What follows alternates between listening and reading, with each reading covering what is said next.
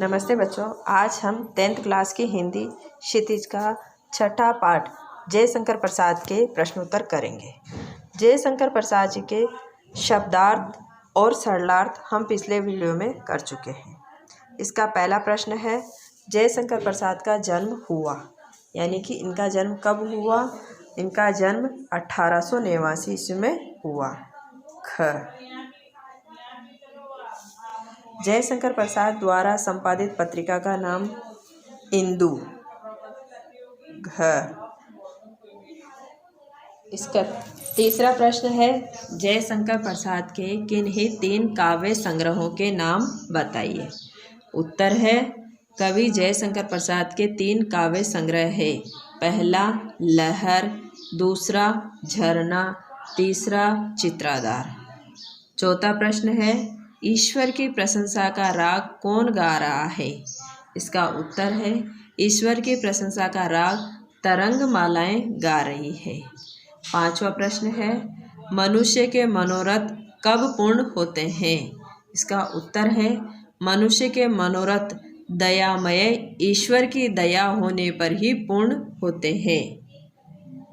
छठा प्रश्न है, अंशुमाली का क्या अर्थ है? इसका उत्तर है, अंशुमाली का अर्थ सूर्य है। सातवां प्रश्न है, प्रकृति पद्मिनी के अंशुमाली से कवि का क्या आशय है? इसका उत्तर है, सूर्य के उदय होने पर ही कमलिनी खिला करती है। खिलना प्रसन्नता का द्योतक होता है। कवि ने ईश्वर को प्रकृति के चराचर सभी पदार्थों को प्रसन्न करने वाला बताया है। यही उस कथन का आशय है। आठवां प्रश्न है, कवि ने ईश्वर को अनादि क्यों कहा है? इसका उत्तर है, ईश्वर को ही इस संपूर्ण ब्रह्मांड का सर्जनकर्ता यानी निर्माण करने वाला माना जाता है। अतः इस सृष्टि से पहले भी ईश्वर विद्यमान था। इसी कारण कवि ने ईश्वर को अनादि अर्थात जिसका प्रारंभ या उपस्थिति किसी को ज्ञात न हो ऐसा बताया है। नवा प्रश्न है, यामिनी में अनूठा पता कौन बता रही है? इसका उत्तर है, यामिनी अर्थात रात्रि में आकाश में जगमगाते असंख्य तारों की ज्योति ईश्वर के अनूठे यानी अद्भुत अनोखे स्वरूप का संकेत कर रही है।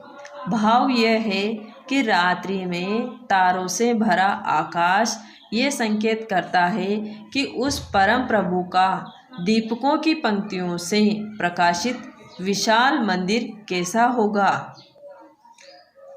10वां प्रश्न है, दयानिधि से क्या तात्पर्य है? इसका उत्तर है, दयानिधि से तात्पर्य ऐसे ईश्वर से है जिसके हृदय में सृष्टि के सारे जीवों के लिए अपार करुणा भरी हुई है, जो किसी को भी अपनी दया से वंचित नहीं रखता, सभी प्राणियों के सभी मनोरथों को पूर्ण किया जाता है, अर्थात सभी प्राणियों की सभी इच्छाओं को पूरा किया जाता है।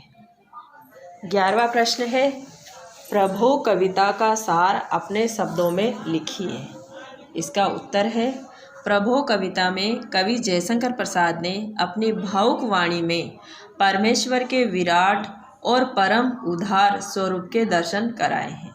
कविता में कवि ईश्वर को चंद्रमा की निर्मल किरणों के समान प्रकाशमान बता रहा है। सारी सृष्टि उसी की मनोहारिणी लीला है।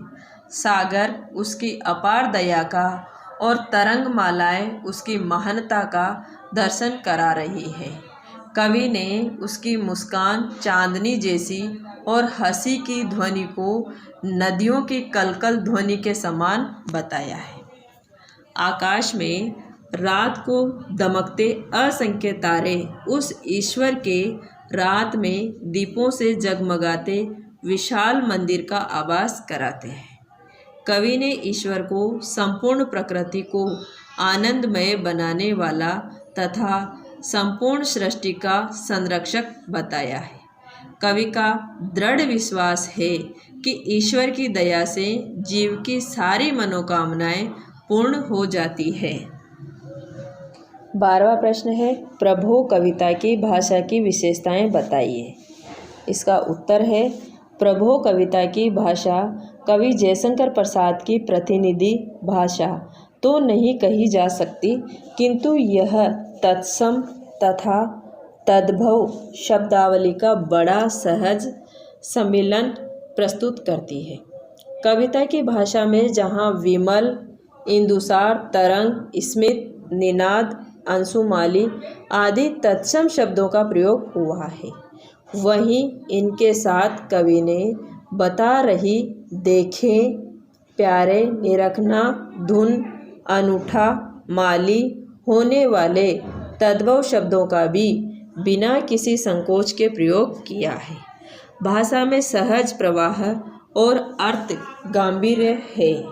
कवि ने अपने मनोभावों के प्रकाशन के लिए लोक गान जैसे शैली अपनाकर भाषा के प्रवाह को गति प्रदान की है। भाषा में जिसे देखना हो, दीपमाला जैसे वाक्य भाव को समझ पाने में सामान्य पाठक के व्याकरण के ज्ञान की परीक्षा ले रहे हैं। होवे क्रिया हिंदी के पुराने स्वरूप का स्मरण कराती है। संक्षेप में, प्रभो कविता की भाषा कुछ अलग ही छटा लिए हुए हैं।